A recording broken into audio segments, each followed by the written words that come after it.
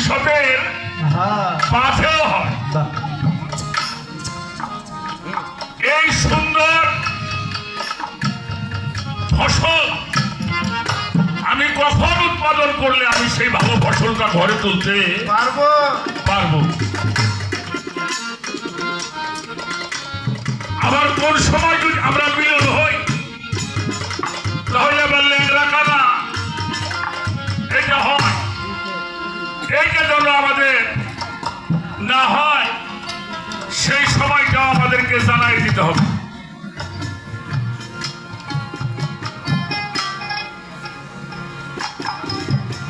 তিন নম্বরে চাওয়া হইল যেই যৌবন হারিয়ে গেছে এইটা ফেরত পর কোন ব্যবস্থা আছে নাকি।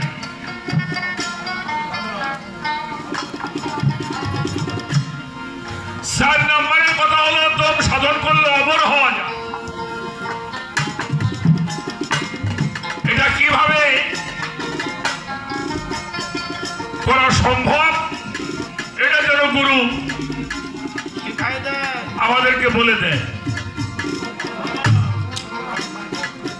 সবচেয়ে ভালো একটা বিষয় গুরুকে কিভাবে সম্মান তাজিম শ্রদ্ধা ভক্তি করতে হয় সেটা জালাল সরকার ভক্তদেরকে দেখাই দিলেন, শুধু জানায় নয়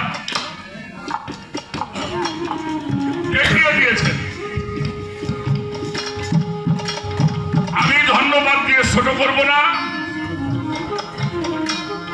আমি কয়েকটা কথা বলবো বাবা, আমার একটু সময় লাগতে পারে, আপনারা কি বলেন?